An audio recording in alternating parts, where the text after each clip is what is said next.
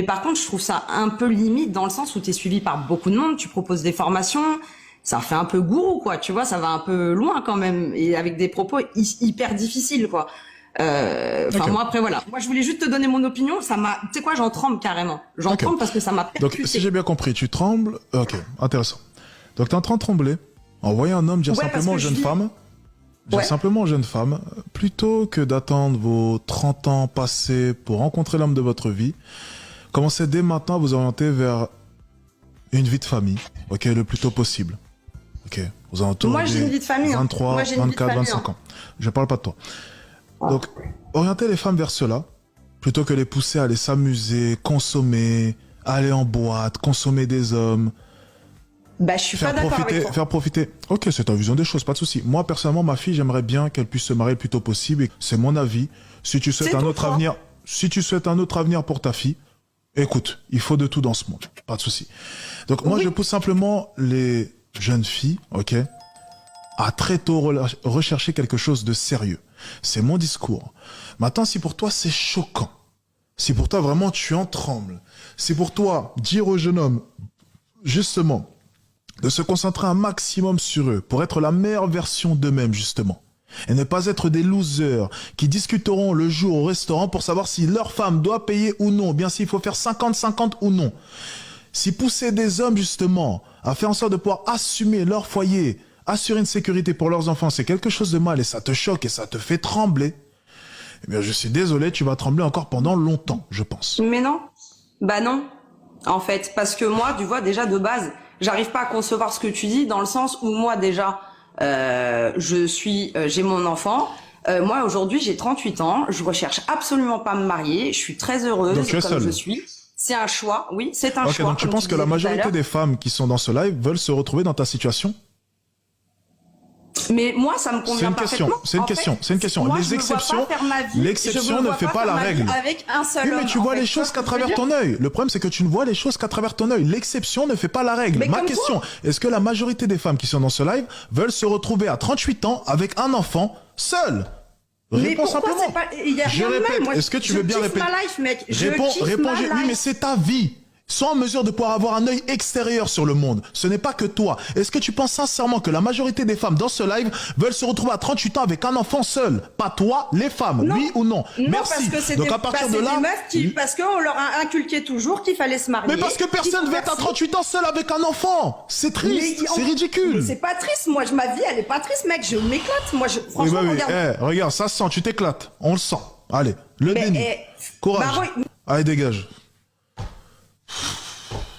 Ah, mais, on est à des niveaux de déni. Eh, je m'éclate. Tu t'éclates de quoi? T'es toute seule dans ton salon, personne te connaît, personne s'intéresse à toi. T'as même pas de mari, t'as rien. T'as juste un bébé avec toi ou un enfant avec toi qui à 18 ans se barra. Et tu vas faire quoi après à 50 ans toute seule? Rien. Qui veut être dans sa situation ici? Répondez-moi, qui? Alors, je n'approuve pas l'insolence de ce mec. Et d'habitude, je ne suis même pas ses vidéos.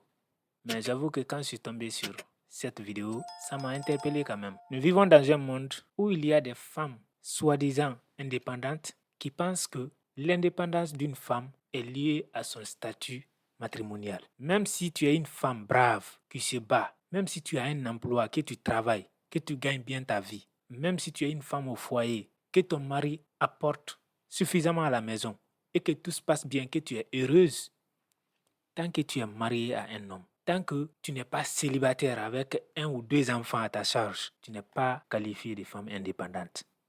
Pour elle, une femme indépendante est une femme, en fin de compte, qui soit elle est célibataire sans enfants et elle travaille, ou alors elle a des enfants, mais elle est divorcée et elle ramasse par-ci par-là des allocations familiales et elle-même elle se débrouille quelque part d'une façon ou d'une autre pour s'en sortir. Nous sommes à une époque où le mariage est tellement banalisé, tellement bafoué que généralement, quand une femme s'est mariée ou quand une femme se marie et qu'elle rencontre des problèmes, on se moque d'elle.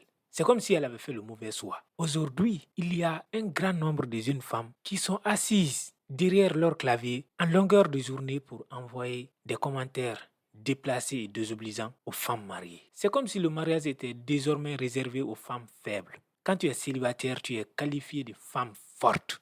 femme indépendante. Non, Michelle Obama est mariée. Même si elle est indépendante, ce n'est pas la première chose qu'elle chante quand elle arrive sur des plateaux télé. Il y a des femmes journalistes, il y a des femmes des présidents qui ne s'autoproclament pas tous les jours femmes indépendantes, mais qui sont respectées.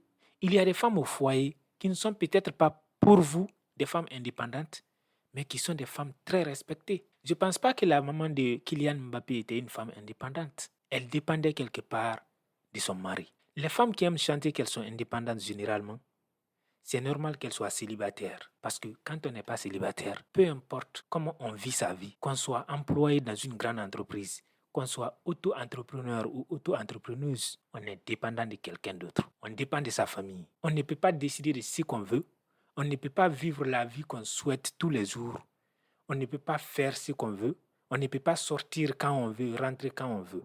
Non, quelque part, on a des responsabilités envers ses enfants, envers sa femme, mais aussi envers son homme. Donc c'est normal et on comprend tout à fait que l'indépendance de la femme d'aujourd'hui soit associée à son statut matrimonial. Mais est-ce pour autant un exemple? Est-ce pour autant un modèle social à imposer aux autres femmes? Est-ce que être mère célibataire doit être la norme de notre société? Non. Donc, aujourd'hui, tout discours favorisant le mariage, tout discours encourageant les jeunes femmes à aller vers le mariage, tout discours encourageant les jeunes hommes à aller vers le mariage, à être responsables, à s'occuper de leur famille, de leurs femmes, mais aussi de leurs enfants, est considéré comme, en quelque sorte, un discours anticonformiste, un discours limite même sexiste. Parce que généralement, quand tu tiens ce genre de discours, c'est comme si pour toi, il n'y a pas d'égalité entre hommes, femmes ou je ne sais pas quoi. Mais en fin de compte, qu'est-ce qui a changé entre les femmes indépendantes et les femmes soi-disant dépendantes?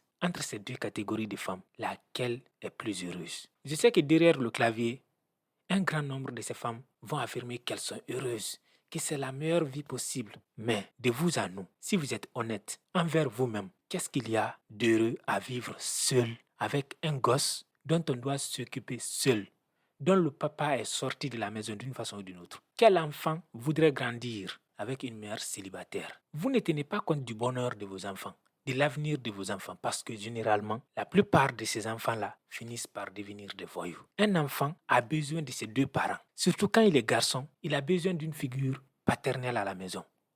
Il a besoin d'un papa à la maison parce que c'est de son papa dont il va le plus s'inspirer.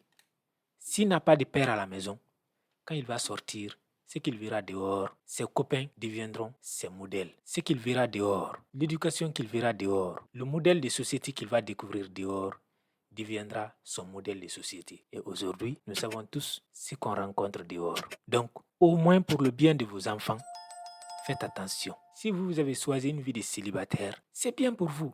Surtout si vous en êtes heureuse, tant mieux encore. Mais de grâce, n'imposez pas cela à la société. Toutes les femmes de la planète ne souhaitent pas devenir des femmes indépendantes, des femmes célibataires, des mères célibataires. Toutes les femmes de la planète n'ont pas envie de se retrouver à 38 ans avec un gosse, 2 gosses à la maison, seule. Non, ce n'est pas ça être une femme battante. Ce n'est pas ça être une femme indépendante. Changez de discours. Le féminisme, c'est bien. C'est un combat noble. Quand une femme travaille honnêtement et dignement, au même titre qu'un homme qui travaille honnêtement et dignement, ces deux personnes doivent avoir le même salaire. Moi, je crois que c'est ça le féminisme. Mais vous êtes en train de dénaturer ce combat-là. Vous êtes en train de transformer, de falsifier un combat noble en un combat totalement absurde. Maintenant, on ne sait même plus c'est quoi réellement l'objectif. Maintenant, on ne se retrouve même plus. On ne sait même plus c'est quoi réellement l'objectif du féminisme. C'est quoi, en fin de compte, le combat?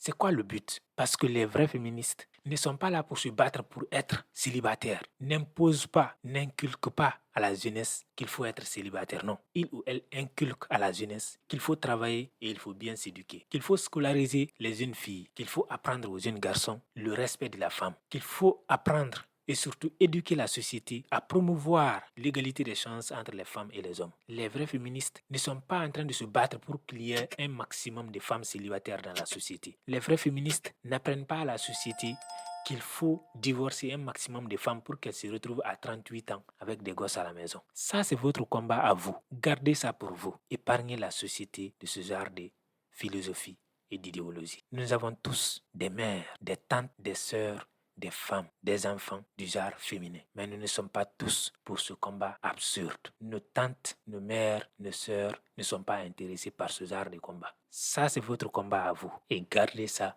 pour vous. Si vous avez aimé cette vidéo, likez, abonnez-vous à la chaîne et n'oubliez pas de laisser votre opinion dans les commentaires.